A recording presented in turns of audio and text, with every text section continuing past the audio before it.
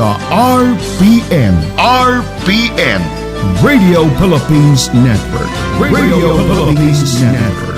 DXDX 693 kHz. Ang inyong Radyo Ronda sa syudad sa mga kampiyon. Live to the world pinaagi sa FB page karon mag-download na pinaagi sa Google Play ug Apple Store, YouTube ug Twitter. Alang sa mas kipakuskan nga mga balita, komentaryo, kasayuran ug kalingawan. DXDX Size 93 ang mas kipakuskan nga inyong Radyo Ronda. This station is now the ultimate power in the universe. The filing of certificates of candidacy for the 2022 elections. The government eases some quarantine and travel rules as the health department confirms the downward trend in COVID-19 cases is no longer artificial.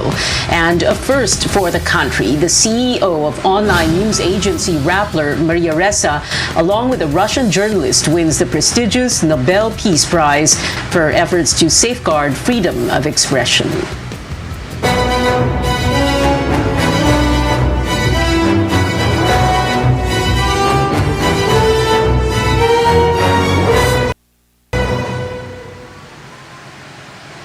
The Commission on Elections wraps up the filing of certificates of candidacy for the 20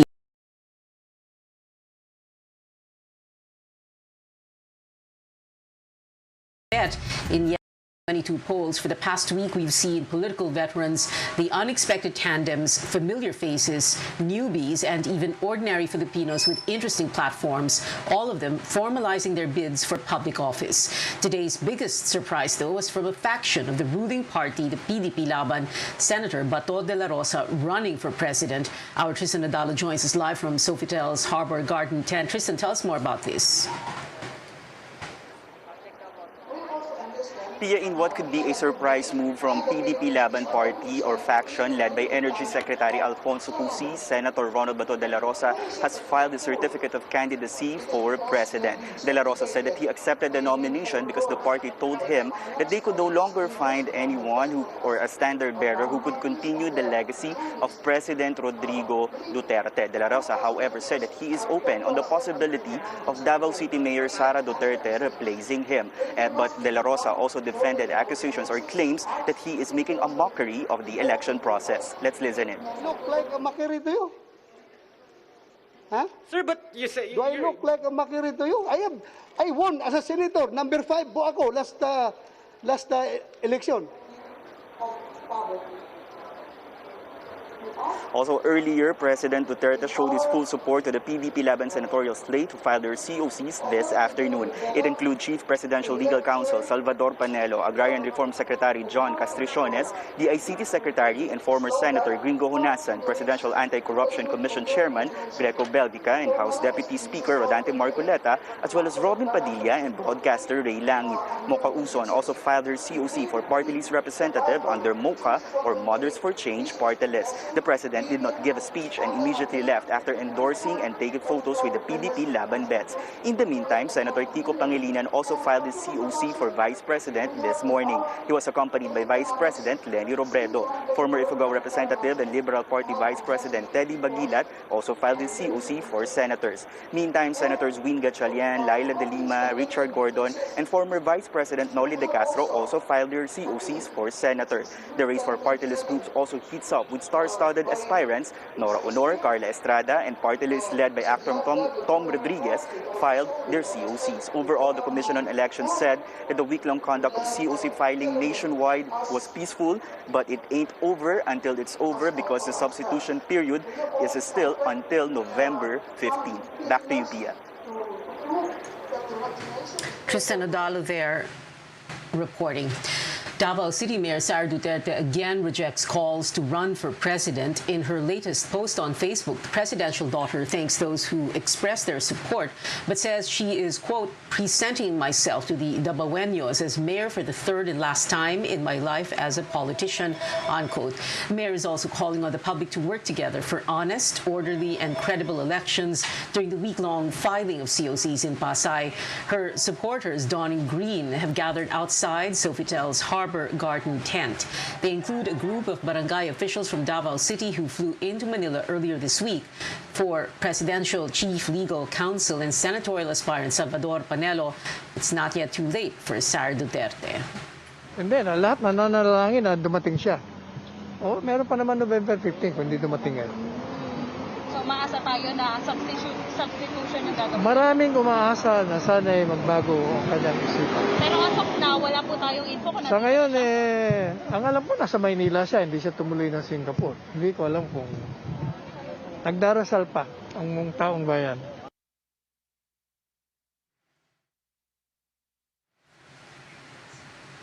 Expect surprises or last-minute changes if aspirants make use of the substitution option. Now, how does that work? First, there's what the COMELEC calls voluntary substitution, where an aspirant gives way to a fellow party member.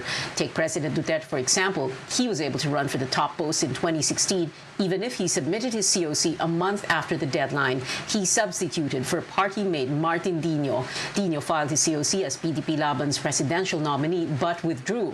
There is also involuntary substitution, which can be applied if a candidate dies or gets disqualified.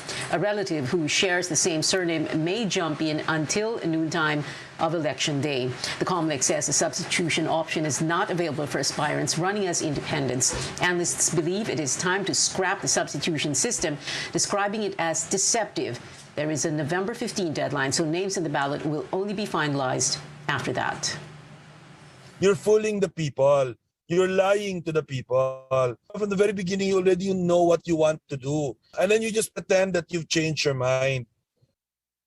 The COMELEC says it will issue a tentative list of COC filers this October 29th. Now, the opposition tandem has been revealed. Vice President Leni Robredo picks Senator Francis Kiko Pangilinan as her running mate.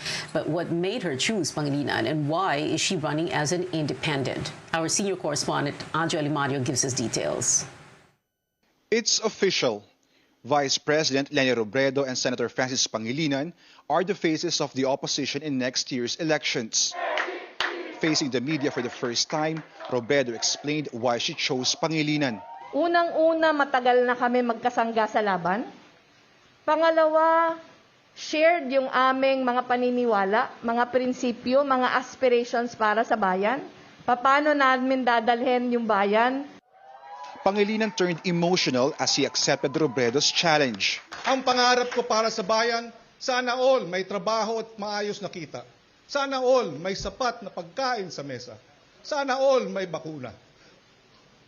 Sana all ligtas. Ligtas sa sakit. Sana all may sariling tahanan.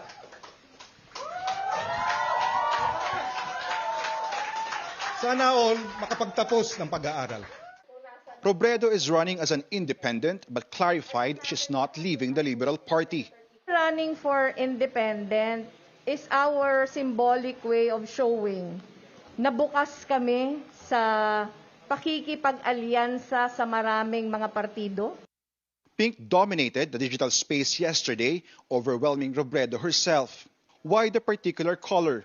She says it's become a symbol of protest. Ang nilalabanan natin ngayon, hindi lang yung pagbabalik ng anak ng diktador, pero ang nilalabanan natin ngayon, masamang pamamahala, na siya yung nagiging sanhi ng mga problemang pinagdadaanan natin ngayon, yung bulok na klase ng politika, na paulit-ulit nangyayari sa atin ngayon.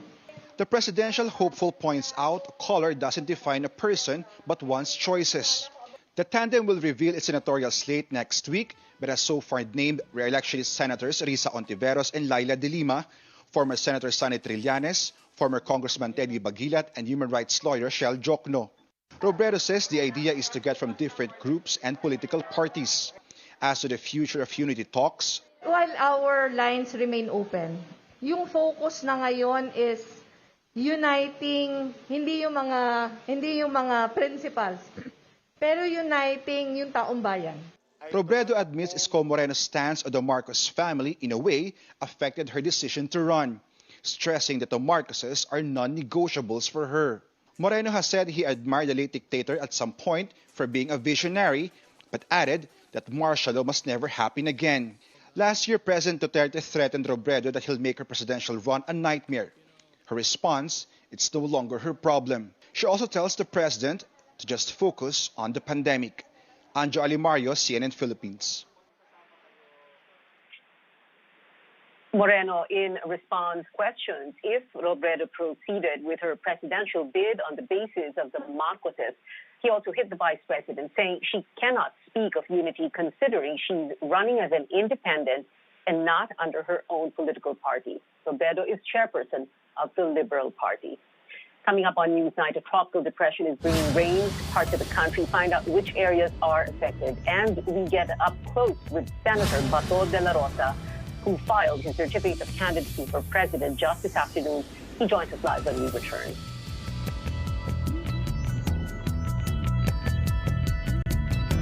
General Santos. Alam ko na, masakit ang katawan mo, ano? Sa sobrang trabaho?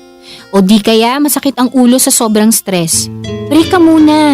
Hinga ng malalim at imasahe ang ulo mo gamit ang Herbalaya Liniment Oil. Ako rin ganun eh. Kaya pag mataas ang tensyon sa trabaho, mag-Herbalaya break ka muna. Herbalaya Liniment Oil. Amoy nakaaya-aya. Sa bawat pahid ay ginhawa. Suportahi ang imong immune system para mabatukan ini ang mga viruses sama sa corona ug uban pa. Pag Herbalaya Food Supplement every day. Aduna kini mga natural herbs ug antioxidants nga mopakusog sa imong immune system. Batukan ang mga viruses. Mag Herbalaya Food Supplement matag adlaw. Inyong mapalit sa inyong mga suking butika bisan asa. Herbalaya Food Supplement. Atong saligan aron virus malikayan. Mahalagang paalala, ang produktong ito ay hindi gamot at hindi dapat gamiting panggamot sa anumang uri ng sakit. Ang Boses ni Juan 2021 ay hatid sa inyo ni Mr. Eugene Tata Alzate. Mr. Eugene Tata Alzate ng Glan Sarangani Province. RPN DXDX General Santos.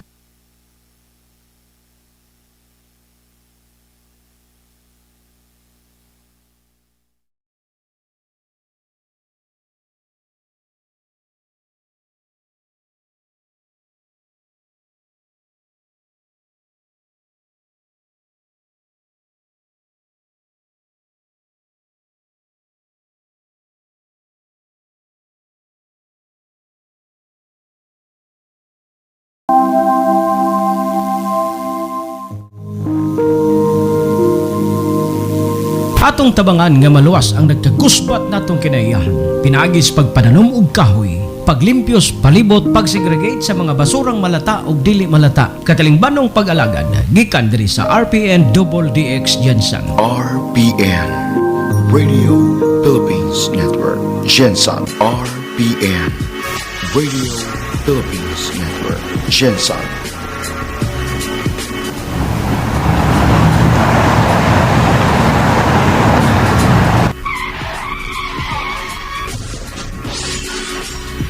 Aron makalikay sa disgrasyas kadalanan, sundon ang balaod trapiko. Pahimangno gikan sa RPN DXDX General.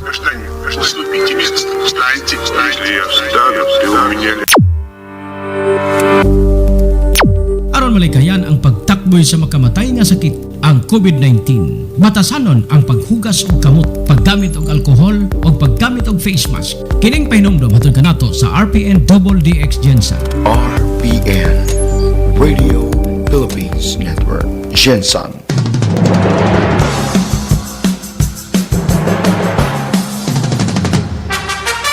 Mga karonda, gusto mo bang maging bahagi ng boses ni Juan? Makiisa, makitrending at maki-issue. Maiinit na balita, political issues and survey at kung anong trending ngayon. Ang boses ni Juan ay hatid sa inyo. Yes, ikaw mismo! Kaya ano pang hinihintay mo? Maging boses ni Juan, dumulog lang sa aming himpilan ang Radio Philippine Network Gensan or tumawag sa contact number 0956047756. Sa bakunang parating, aangat ang pag-asa. Malalabanan ng pandemya. Aangat rin ng kumpiyansa. Pag nag-mask, hugas, At iwas pa, mababawasan na ang kaba. Sa iyong pagpapabakuna, maiingatan ang sarili at ang kapwa. Pag nagpabakuna, ingat-angat tayong lahat. Ingat-angat, bakuna lahat. A message from PMA, PSMID, and kapisanan ng mga broadcaster ng Pilipinas. Jensen City, Vax and Win at KCC and Veranda. 2 ways to join. Dalhin ang iyong Vax card and bonus card para sa free raffle entry araw-araw. Or get more entries when you shop and dine sa KCC at Veranda. More chances to win. More shops, more brands. Maraming pagpipilian. 5 million in shopping money. Jensen City, Vax and Win at KCC and Veranda. RPN Radio Philippines Network. Beyond headlines, Pag-asa forecast clearing operations underway after the landslide damaged a portion of a road in Barangay Hantag. Damaged a portion of a road in Barangay Hantag.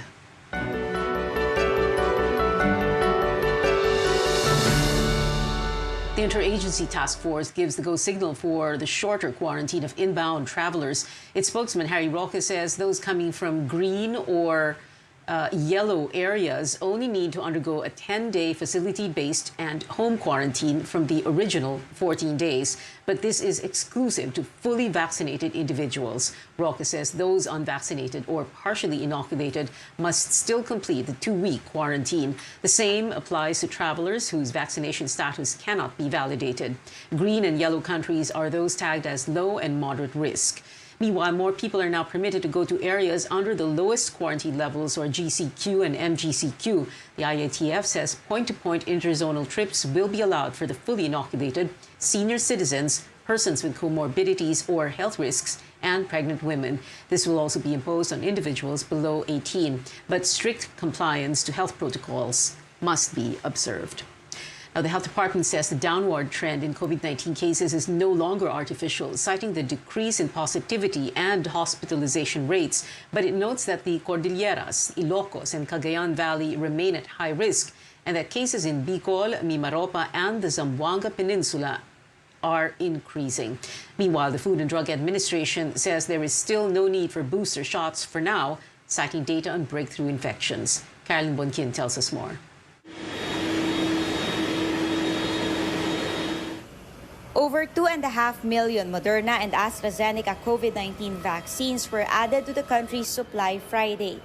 Much needed as the government moves to vaccinating the general population, including those aged 12 to 17. We are allocating more or less 45,000 to 50,000 muna initially for the pilot. But none is reserved yet for booster shots. On Wednesday, the vaccine czar hinted on giving health workers booster shots anytime between November and January. But Health and Food and Drug Administration officials are on the same page. It's not yet time for booster shots. Wala naman tayong nakikita na nagwe-wane yung protection ng mga vaccine, no? Wala naman tayong nakikitang pagdami ng nagkakaroon ng breakthrough infections through time. Napag-aralan na po ng ating mga eksperto itong booster doses or third doses. Nakita po dito sa mga pag-aaral na sinagawa na wala pa hong sapat na ebidensya para magbigay tayo ng third doses sa ngayon. FDA's latest data show breakthrough infections account for less than 1% of the fully vaccinated. 516 COVID cases and 14 deaths out of 20 million. Majority had Sinovac and are age 18 to 39. Kaya yung nakikita rin naman nating breakthrough infection, reflective din naman no, on the proportion ng vaccines. Walang namamatay dito sa 18 to 39 age group ng mga vaccinated. Kahit 5% lamang yung senior citizens na nagkakaroon ng as percentage of the breakthrough infections, all the deaths are almost coming from the senior citizens. This is only based on community reports to the FDA. Breakthrough infection refers to COVID infection 2 weeks after a person completed the vaccination. The health department says it also did a survey among 10,000 health workers. While 90% wanted a booster, only half are willing to take it without experts' recommendation. Hindi sarado ang ating hindi tayo sarado sa booster. We also would like to recommend that, but we need to complete the evidence. Several countries like the US already give booster to people with compromised immune system. There were already reports of waning efficacy of vaccines like Sinovac, Pfizer, and AstraZeneca at about 6 months. If that's really the case, infectious diseases expert Dr. Regine Solante tells CNN Philippines there could be an uptick on breakthrough infections by the end of the year. Caroline Bongkin, CNN Philippines. Government officials are upbeat on the continuous arrival of COVID-19 vaccines. The vaccine SAR says the country is receiving about 1.4 million doses every day. Officials are urging local governments to encourage constituents to take the vaccine. Here's what Carlito Galvez had to say about calls to let LGUs purchase their COVID-19 shots directly from manufacturers. Dapat malaman ng LGU, we have enough vaccine. Hindi na kailangan bumili. Bumili na lang sila ng syringes, yung tuberculin syringes. Kasi bumabaha na yung vaccine natin, bakit pa tayo bibili? Makukuha tayo niyan. Ang ano natin, tsaka unang-una, walang manufacturer na gusto na diretsyo. Gusto nila yun sa gobyerno kasi mas mabilis. Ang ano natin siguro, magkaroon tayo ng programa, maybe 2022. Pero sa ngayon, marami na po tayong vaccine. 33 million ang nasa stockpile natin, nasa warehouses ng LGUs at ng CHP. Galvez adds he's hoping that half of the population will be vaccinated by the end of the year. A big step towards COVID-19 vaccines for younger children in the United States. Pfizer seeks emergency use approval from regulators to administer shots to kids aged 5 to 11 years old. CNN's Mandy Gaither has more in today's Health Minute.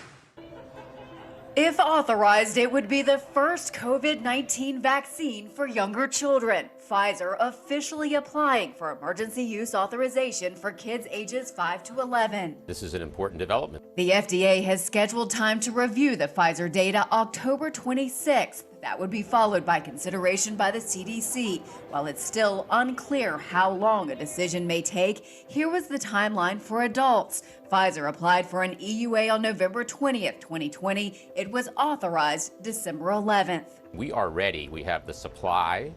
We're working with states to set up convenient locations for parents and kids to get vaccinated, including pediatricians' offices and community sites. Pfizer says in trials, more than 2,200 children were given 1/3 of the dose adults get. The company found its vaccine safe and generated a robust antibody response. But officials know they're continuing to contend with vaccine hesitancy. I would anticipate that as parents and their children have questions of their pediatricians and other local health professionals, and they get those questions answered, that more and more parents and kids will want their kids to get vaccinated. For Health Minute, I'm Mandy Gaither.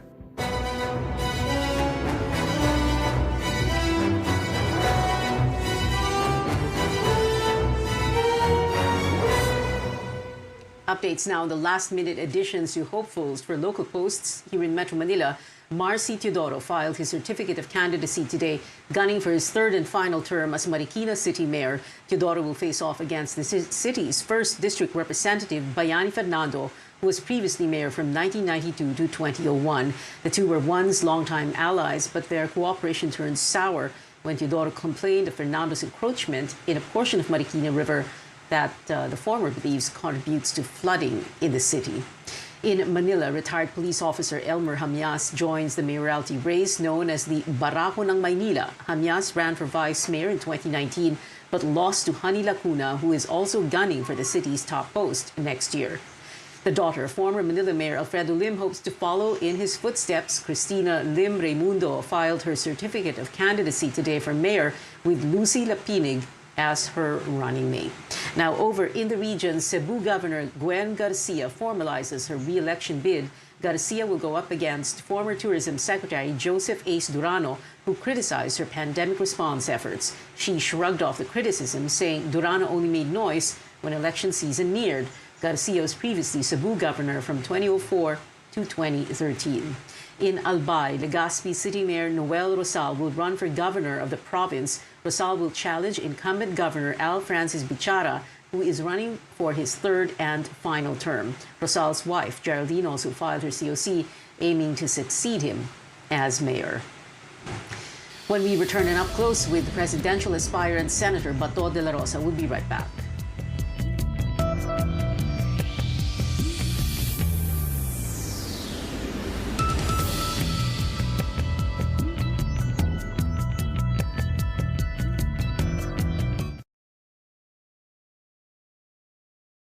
Philippines Network. DXDX General Santos. Member, kapisanan ng mga broadcaster ng Pilipinas. Mas tudong lakas, Radyo Ronda Nationwide. Huy, noon sa ka. Nagbugot lagi ka. Kabalon ako. Ikapoy ka no. Sakit imong lawas tungod sa sobrang trabaho? O sakit imong ulo tungod sa stress? Pahuway una. Ginhawag lawom, ug hiluta ang imong ulo gamit ang Herbalaya Liniment Oil. Kay mausab ni akong ginahimo. Maong akong taas ang tensyon sa trabaho, mag-Herbalaya break sa Herbalaya Liniment Oil. Amoy na kaaya-aya. Sa bawat pahid ay ginhawa. Ang lemongrass o tanglad na pamatudaan nga makapakunhod sa blood pressure. Ang luyang dilaw, makawala sa insomnia ug bad cholesterol. Ang ampalaya, gamhanan alang sa diabetes. Ang malunggay nga puno sa vitamina ug minerals. Kining tanan ug uban pang mga natural antioxidants ana sa Herbalaya Food Supplement. Proteksyon ni ang imong lawas. Tumar og Herbalaya Food Supplement matag adlaw, mapalit sa imong suking butika bisan asa. Herbalaya Food Supplement, atong kadangpan ug kasaligan. Mahalagang paalala, ang produktong ito ay hindi gamot at hindi dapat gamiting panggamot sa anumang uri ng sakit. Ikaw ba nagapangita og customizing cake sa inyong matag okasyon? Para sa mga katawhan sa Glan og Jazz Jose Abad Santos, ani-ana ang maayong balita og solusyon sa imong gipangita. Edsoy's Cake Shop. Edsoy's Cake Shop. Ang Edsoy's Cake Shop nag-offer kaninyo og birthday customizing cake, wedding customizing cake, anniversary customizing cake. De la Rosa will be running under the ruling party, PDP Laban. He now joins us live for Up Close. Good evening, Senator Bato, and thank you very much for joining us, sir. Nagulat naman po kami sa inyo para po kayong, for lack of a better comparison, para po kayong Jack in the Box. Biglang lumabas kayo ng ganon. Nakakagulat naman. Well, diskarte yan, Pia. Para pag maaga ka kasi mag-announce, diskarte. Sisirain ka kaagad. Kaya, tama yung last minute na pag-file natin. Oo, so parang diskarte na surprise. Pero sir, last minute na pag-file, tapos sabi nyo, hindi naman, parang nga hindi ma-transmit, malaman ng ibang tao. Pero last minute din po ba yung decision na mag-file kayo? Kasi nga walang nag-file this morning na isang nagngangalang Sara Duterte. Ganun po ba? Actually, matagal na kami kinukonsider naman ng partido, pero wala pang final decision na gawa ang partido kung sino talaga sa amin. Kinukonsider na kami noon pa. Pero ang final decision is itong mga letter base na lang ng itong pag-filing na. Well, to be frank, just in case, ganito lang ang status natin. Just in case, makapag-decide si Inday Sara na tumakbo at madesisyonan ng partido namin, ng PDP Laban, na i-adapt siya as our standard bearer, then magka-desisyonan talaga na siya ipapalit sa akin, so no problem with me. I will abide by party decisions. As I have said, I am a good soldier. Sunod lang ako sa instruction ng aming partido.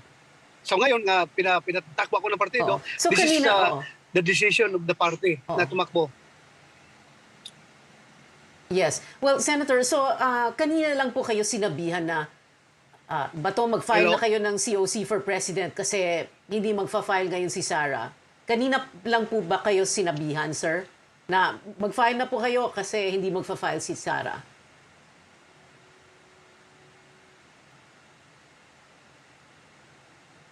To be frank, Senator Bato? Hindi naman kanina lang. May mga usapan na kami kung pwedeng ako ang tumakbo as standard bearer ng aming partido. Hindi naman right away, kanina lang. Okay. Pero sir, ang problema lang po, paano po yung rules on substitution? Because ang kailangan po ata, miyembro din ng partido. Si Mayor Sara ba is a member of the PDP Laban? Hindi po ba siya ay miyembro and, well, a leader of the hugpong ng pagbabago? And if that is the case, paano po yun? Paano po siya magsa-substitute for you if, like you said, you're standing in there and if she decides na gusto niya tumakbo, you will step aside. So how is that going to happen kung hindi po siya member ng PDP Laban?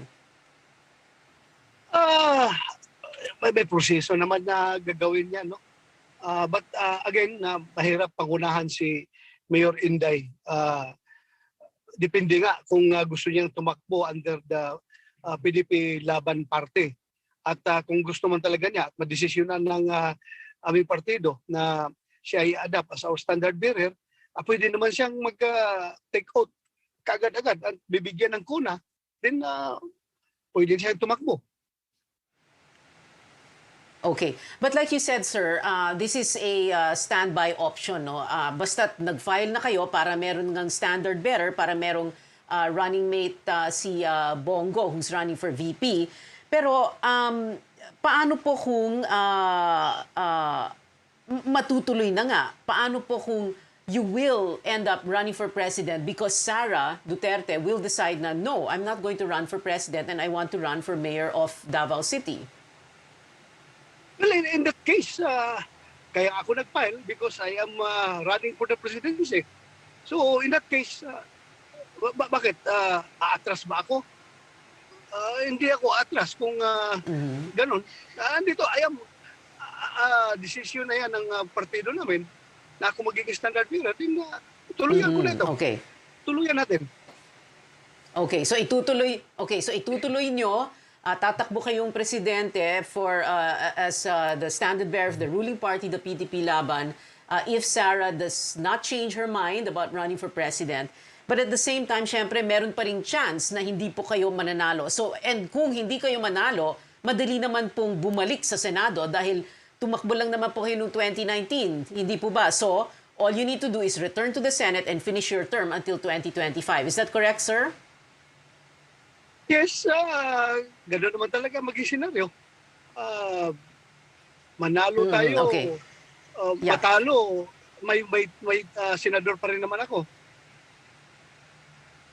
Oo, that's right. Senador, and you won in 2019. You came in number 5. You had 19 million votes. And maybe that is what is giving you that confidence. No? But sir, now, the question here is, if you win, tuloy po ba yung drug war as President Duterte had run it? No? When you were Chief PNP, you were the first Chief PNP of President Duterte from 2016 June hanggang 2018. Tuloy po ba yon as it is, as it was? Would you also want to reinstitute yung Oplan Tokhang, which was very, which turned out to be very controversial? Well, alam mo, Pia,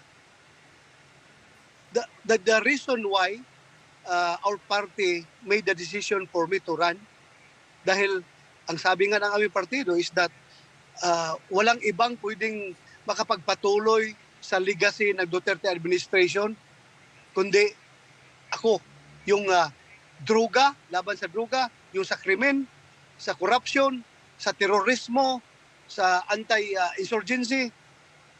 Ako ang napusuan na, napili nila na magpapatuloy. So, kung suswertehin tayo, ituloy natin yan. Yung problema sa NPA, pilitin natin matapos yan. Yung problema sa droga, pagsisikapan natin kung merong mga kailangang refinement na gagawin sa ating mga policies, din gagawin natin yan. Basta hindi tayo hinto sa ating laban sa droga, krimen, insurgency, terorismo at korupsyon. Kasi yan naman ang rason bakit ako pinili ng partido para ipagpatuloy ang nasimula ng ating Pangulong Duterte. So tuloy ang Oplan Tokhang, tuloy ang the fight against the communists to defeat the communist insurgency, tuloy ang NTF-ELCAC, for example, which is another very controversial feature of the Duterte administration. Pero tuloy pa rin po yung ICC probe, hindi po ba? Is that something on your mind at the moment, Senator Bato? Well, Pia, hindi naman siguro ako masabi natin na walang bayag. Ginawa namin yon para sa kabutihan ng ating bansa, para matahimik ang ating bansa, para ang mga anak ninyo ay makakapaglakad sa kalsada ng hindi namumulistya, para makatulog kayo ng mga himbing tuwing gabi, na walang akyat bahay na akyat sa bahay nyo na under the influence of drugs. Ginawa namin yun. So, kung meron man kami kakaharapin na problema, well, andito ako, hindi ako tatakbo. Haharapin ko yan. May bayag tayo, ginawa natin yan, so harapin natin yan. So, ganun lang po yun. Okay. Senator Bato, maraming nagsasabi yes, na mali yung... Sorry, please go ahead. Marami nagsasabing mali ang... Kung marami nagkikriticize na mali yung ginagawa nating war on drugs, marami rin naman ang nasasayahan. Marami rin nagpapasalamat sa ginawa nating war on drugs. So bakit natin ihinto? Okay. Well, Senator Bato, of course, bukod sa malaking problema sa drugs, sa drug war sa Oplan Tokhang, meron pang isa pa pong napakalaking problema, sir, and I hope you can still hear me, yung pandemic. No? But we're going to continue this discussion in just a bit. Babalikan po natin si Senator Bato de la Rosa after the break. We'll be right back.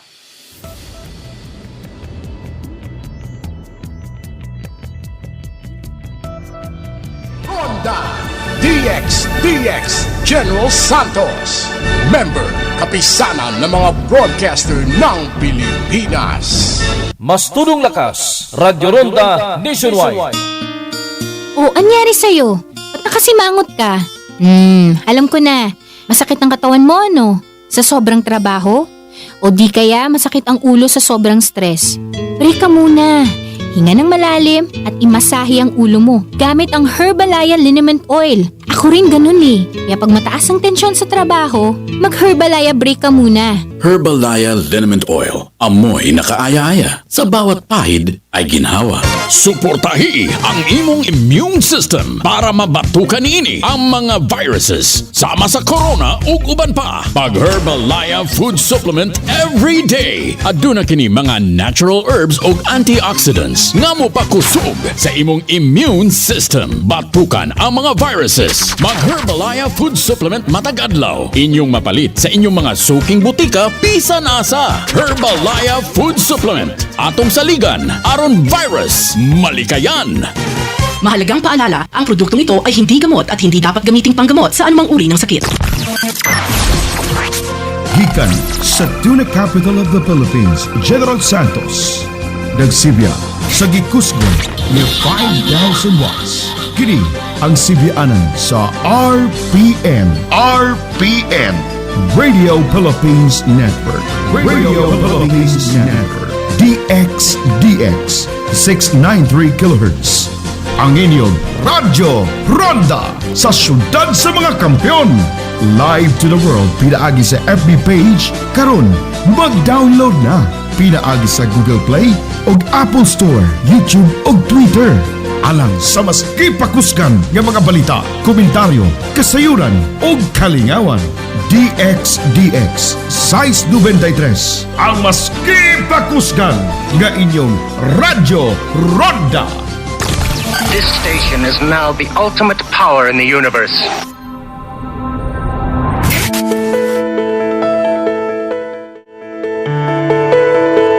People worldwide are living longer thanks to more people embracing healthier lifestyle changes plus advances in medicine as well as nutrition. In our country though, the number of older people is increasing rapidly, faster than the growth of the total population. Tacking on extra years is a welcome development, but not when you're riddled with chronic illnesses. Genetics can play a factor to living longer lives, but keeping healthy at any age is up to you. I'm Dr. Freddy Gomez and you're watching MedTalk Health Talk on CNN Philippines. We're here to build a healthier future for you.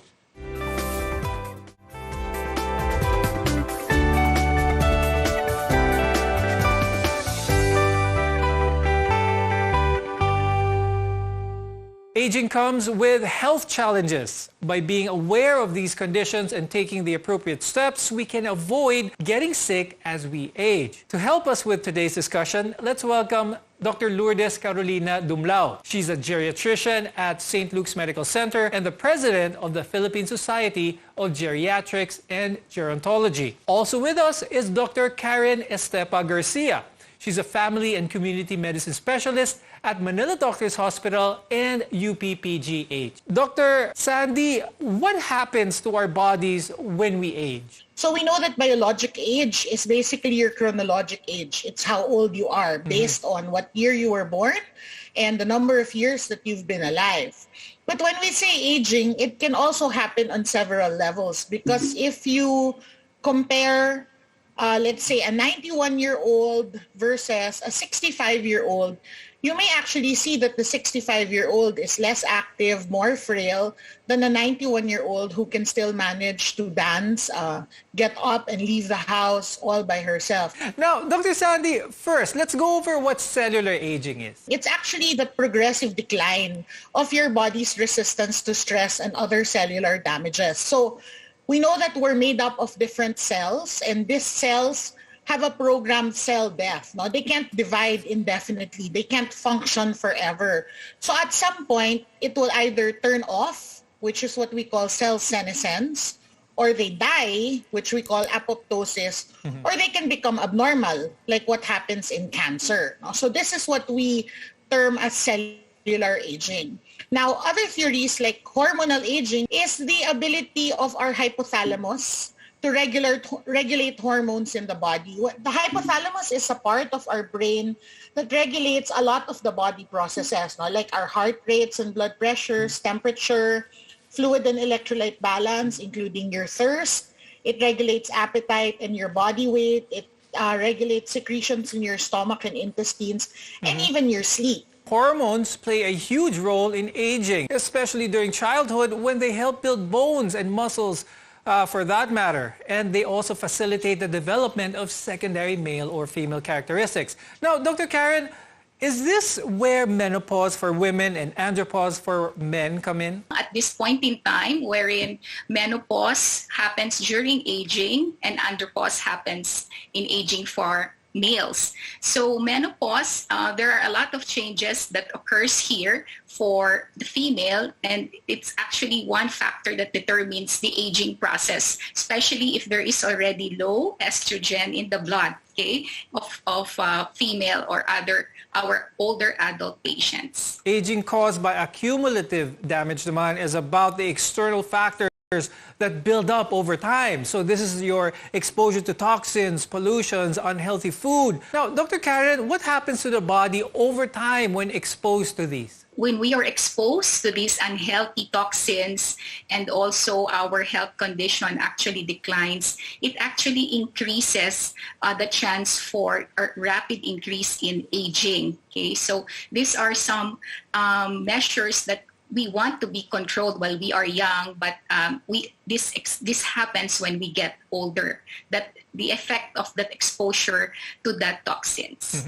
Now, Doc Sandy, what about metabolic aging naman? Explain this for to our viewers, please. Metabolic aging is just the basal metabolic rate, no, or how many calories your bodies burn at rest. So you will notice that as you age, your body is able to burn calories less efficiently, so that even if you're eating less, you can still gain weight. And so we see that this slows down as people age. So the less active, the lower the basal metabolic rate, then they also lose muscle mass. So it turns into fat. Aging for men as well as women can be an entirely different experience. Dr. Karen, tell us naman about this one. The factor that I would probably consider as important here are in relation to hormones. These are biologic factors wherein as women starts to menopause or during the perimenopausal period, the levels of estrogen lowers down and increases the aging process, while that of men, testosterone level is still increasing, and it actually slows down the aging. So there are also studies that will tell us, Dr. Fred, that men increases their inflammation, okay, at as they get older. So it increases their chance of developing diseases as they get older. So what kind of mindset should we have when we do approach the latter years? So what I often tell my patients, actually, the only people who don't grow old are those that died young. So like you said, aging is inevitable. But I don't want people to think of it as aging being a negative thing. Because since aging is a natural process of life, then we want to be able to embrace it and be prepared for it. So I always encourage my patients to be active, to make plans. Not just because you are turning 60, which people here in the Philippines anticipate a lot, because they officially become senior citizens, doesn't mean that you are limited in the number of activities that you can do.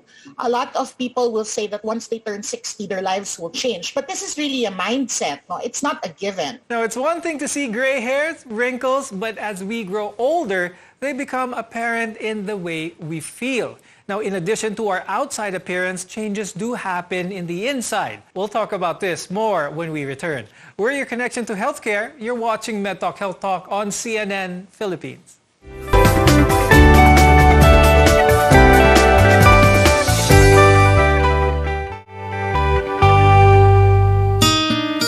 Huy, naunsa man ka? Nagbugot lagi ka. Kabalon ako. Ikapoy ka no. Sakit imong lawas tungod sa sobrang trabaho o sakit imong ulo tungod sa stress? Pahuway una, ginhawag lawom ug hiluta ang imong ulo gamit ang Herbalaya liniment oil. Kay mausab ni akong ginahimo, mao nga kung taas ang tensyon sa trabaho, mag Herbalaya break sa Herbalaya Liniment Oil. Amoy nakaaya-aya. Sa bawat pahid ay ginhawa. Ang lemongrass o tanglad na pamatudaan nga makapakunhod sa blood pressure. Ang luyang dilaw makawala sa insomnia ug bad cholesterol. Ang ampalaya gamhanan alang sa diabetes. Ang malunggay nga puno sa bitamina ug minerals. Kining tanan ug uban pang mga natural antioxidants ana sa Herbalaya Food Supplement. Proteksyon ni ang imong lawas. Tumar og Herbalaya Food Supplement matag adlaw mapalit sa imong suking butika bisan asa. Herbalaya Food Supplement atong kadangpan ug kasaligan. Mahalagang paalala, ang produktong ito ay hindi gamot at hindi dapat gamiting panggamot sa anumang uri ng sakit. RPN DXDX General Santos.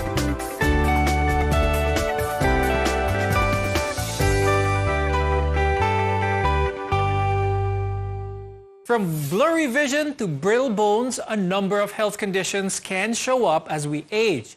And we have to be wary of these so we can stay healthier longer. I'm Dr. Freddy Gomez, and you're watching MedTalk Health Talk on CNN Philippines. We're together in health. Dr. Sandy, what are the common health conditions associated with aging? So the most common changes in aging are usually hearing and visual changes, osteoporosis, and osteoarthritis. Older patients are also more prone to developing depression, dementia. And of course, there's already the complications of chronic medical conditions like diabetes, hypertension. And I think the most important is when they reach older, we have what we call geriatric syndromes. And these are complex groups of symptoms or diseases that may have significant impact in the functionality and lifestyle of older patients. I want to talk about bones for that matter, because healthy bones are critical to senior health. And as we age, our bodies begin to absorb old bone tissue faster than it can create new ones. And this means that our bones tend to become thinner and weaker, and this leads to a condition known as osteoporosis. Dr. Karen, is this something that can be prevented? So what are the measures that can help us prevent osteoporosis? So as we get older, our bones tend to shrink in size and density. So we tell our patients to increase their calcium intake. There is a recommended allowance of daily calcium intake for older adults, and this is around 1,200 milligrams per day. And also to get adequate amounts of vitamin D, either sa sunlight, through sunlight, or there are also sources in our diet that gives a good source of vitamin D. Your fish, your eggs, your mga vitamin D supplements. And also increase physical activity. Dr. Sandy, let's talk about mga vision problems sa mga tumatanda. What are the common ones, and can these be prevented? The most common one would probably be cataracts. No? We know that there is anatomical changes in the eyes as you change. Some of the structural changes include muscle atrophy, so your eyelids can become thinner. That's why they tend to droop. When you look at older people, it's like their eyes are 1/3 closed. There's also dryness in the eyes, but in spite of the dryness, they can have tears falling out because there's less effective draining in the ducts because they narrow as you age, in spite of the decrease in tears production. No? The whitish portion of your eyes, which we call the conjunctiva, may also turn yellow as you age. Those are usually cholesterol deposits. The pupils, which are the part of your eyes that contract when there is bright light, also becomes more sluggish. And that's why as you age, you notice that you are more susceptible to bright lights and night vision becomes poorer because the ability of your eyes to accommodate light becomes slower. What can seniors do, or those who are getting older? How can they address any hearing concerns that they may have? So there's also really age-related hearing loss, which we call presbycusis. No? Again, anatomical changes because the muscles in the ear atrophy as we age. And the most common is high-frequency sounds will decrease. It can be hard for them to distinguish conversational speech. One of the most important things is actually older patients should be recognized as possibly having hearing impairments. So people talking to them should recognize this and try not to speak over and above background noise. Age-related memory loss causes one to be forgetful and can become confused with tasks like paying the bills or following directions.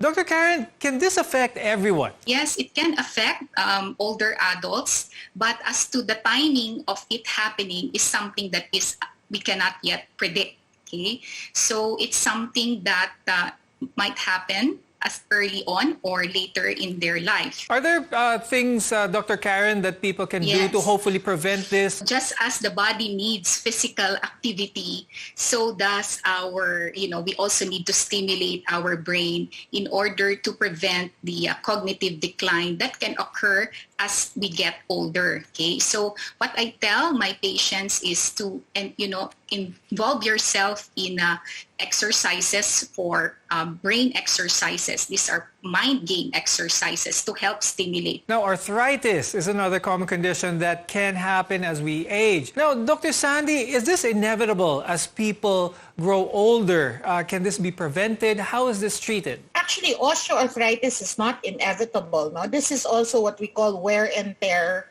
on the bones.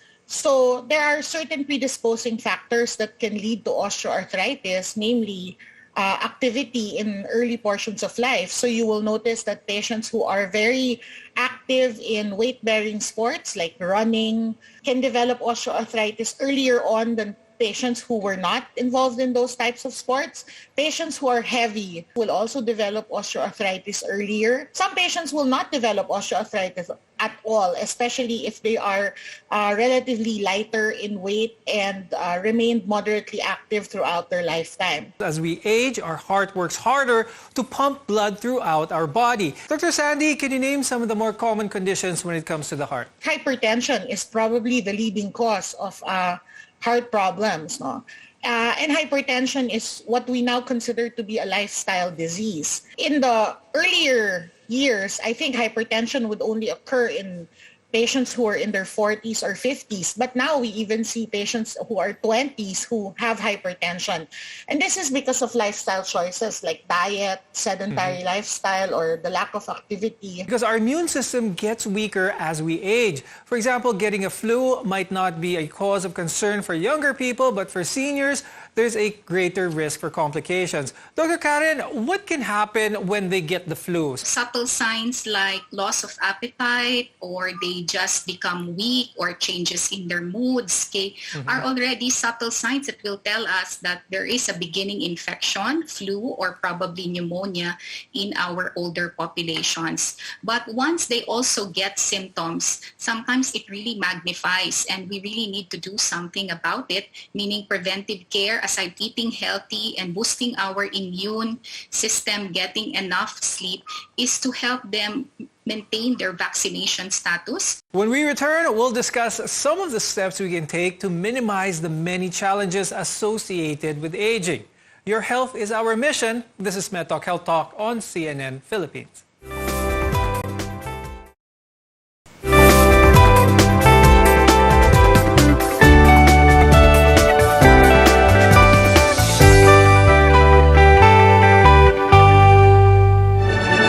RPN DXDX General Santos.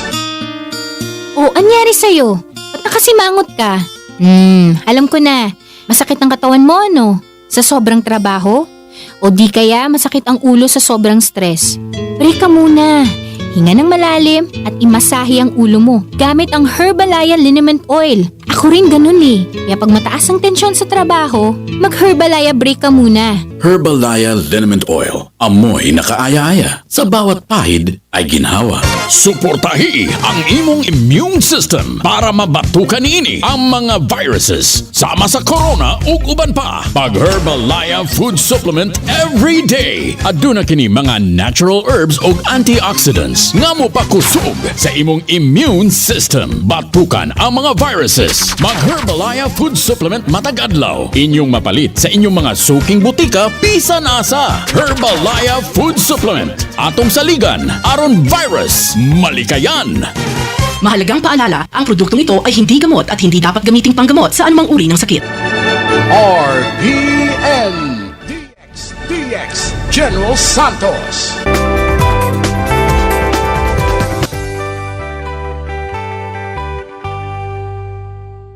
Aging can't be avoided, but there are many things you can do to mitigate the environmental factors that influence this. I'm Dr. Freddy Gomez, and you're watching MedTalk Health Talk on CNN Philippines. There are things you can do to grow older with your body and mind and let them be as healthy as they possibly can. Dr. Karen, let's talk about what some of these are. For our patient-centered, our advice of how to eat healthy, the right diet for them, how to exercise regularly, and what is the recommended exercise regimen for our older adult patients, including how to stay mentally active and getting enough sleep and ensuring that they have, the vaccinations that are supposed to be given at their specific age. Things that we can do to prevent things before they start is getting regular checkups. This is also very important for the elderly, and your doctor can help find problems even before they start.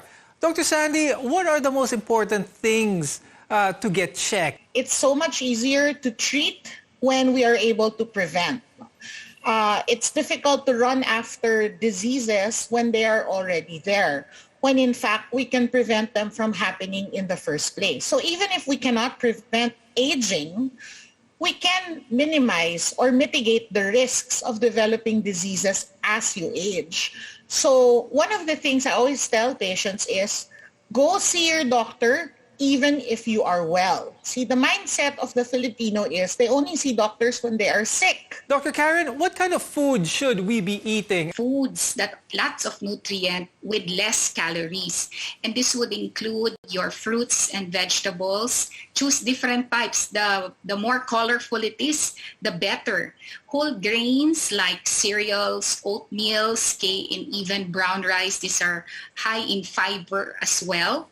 And yung mga fat-free or mga low-fat milk that will give us good sources of vitamin D and calcium. Dr. Sandy, now that the elderly have to stay at home, what are the things that they can do to protect their mental health? We encourage families and friends of older patients to make use of technology. Almost everyone now has a cell phone. It doesn't even have to be a high-tech cell phone. So regular phone calls, even if it's just to say hi, to ask if they've eaten, to ask how they're feeling, helps.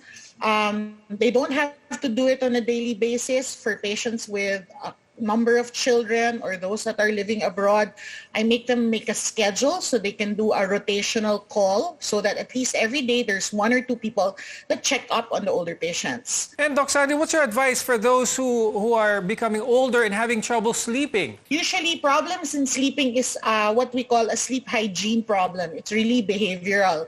Because old patients are mostly at home now and don't have a lot of activity also, what they end up doing is taking long naps in the morning and in the afternoon. So much so that when they sleep in the evening, they're able to sleep maybe 3-4 hours and then they're wide awake again. But if you count the actual number of hours that they were asleep, it goes all the way up to 8 to 10 hours per day, simply because they take very long naps. So number 1 is to avoid very long naps. Number 2 is to avoid any caffeinated drinks after 3 or 4 p.m. so that it doesn't keep them awake at night. And 3 is to reduce any sort of stimulation in their bedroom. TVs, radios, lights. Dr. Sandy, please share with us some simple things that we can do to have a more positive outlook in life. Don't think about growing old. Some people obsess on their age that they dread turning 60. Again, it's just really a mindset. Just because you turn a year older every year doesn't mean that there has to be a limitation in the activities that you can do or in the things that you think you can do. Just remain active physically, socially, and mentally, and everything will follow after that. And Dr. Karen, what's your advice for our viewers? Self-care is important. They're very obsessed with that age that they're looking forward to. Maybe they have to be obsessed now with doing self-care, and it has to be a multidimensional approach, not only physical, mental, but also their spiritual health. So I think that's a short advice for our older adults. Thank you, geriatrician Dr. Lourdes Carolina Dumlao and family medicine specialist Dr. Karen Estepa Garcia. We want to be your partner for a lifetime of good health. I'm Dr. Freddy Gomez, and this has been MedTalk Health Talk on CNN Philippines.